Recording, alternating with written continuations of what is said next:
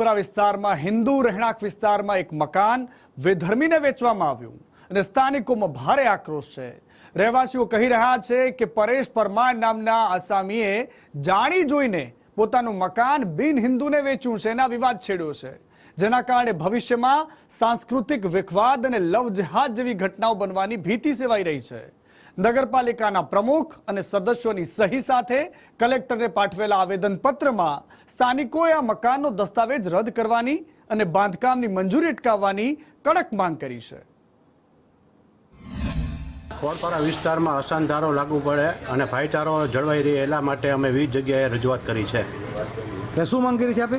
અસાનધારાની અસાનધારો લાગુ થાય અને ભાઈચારો જળવાઈ રહે એટલા માટે અસાનધારો લાગુ પડે।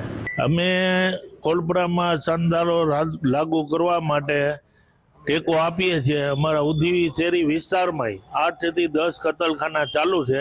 4 મહિનાથી અમે રજૂઆત કરીએ છીએ, હજી કાંઈ એમાં કાર્યવાહી થયેલ નથી। એ લોકોની એવી રજૂઆત છે કે આગળ જતા અહીંયા કતલખાના ચાલુ ન થાય, બરાબર, અસાનધારો લાગુ પડે એવી અમારી માંગ છે।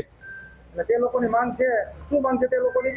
માંગ એવી છે કે અમને એવું કહે છે કે આગળ જતા અહીંયા કતલખાના ચાલુ થશે તો તમે અમને સાથ સહકાર સપોર્ટ આપો, તો અમે શિવસેનાવાળા એને સપોર્ટ આપીએ છીએ। જેતપુર શહેરના ખોડપરા વિસ્તારમાં પણ અસાનધારાની માંગ ઉઠી છે।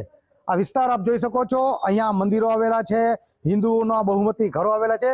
તો આ વિસ્તારમાં પહેલેથી જ ભાઈચારાથી વિસ્તારમાં રહેતો આવે છે, પરંતુ અહીંયા એક હિન્દુ આસામીએ તેમનું મકાન એક ખાટકી શખ્સ છે તેને વેચવામાં આવેલું છે। તેને કારણેથી એને લોકોમાં માંગ ઉઠી છે કે ભવિષ્યમાં અહીંયા કતલખાનું શરૂ થઈ જાય તેવી દહેશત ઉઠી છે। તેને કારણે ભાઈચારો વિખરાઈ જાય તે પૂર્વે અહીં અસાનધારો લાગુ પડવો જોઈએ। આ બાબતે નગરપાલિકાના પ્રમુખને પણ રજૂઆત કરી, નગરપાલિકાના પ્રમુખે પણ આ બાબતમાં સમર્થન આપી અને તેમાં જે અસાનધારાની માંગનો જે પત્ર છે તેમાં સાઇન કરેલી છે અને કલેક્ટરને રજૂઆત કરવામાં આવી છે કે ભવિષ્યમાં અમે ભાઈચારો બનાવી જ રાખવા માંગીએ છીએ, જેથી કરીને તાત્કાલિક અહીંયા અસાનધારો લાગુ પાડવો જોઈએ।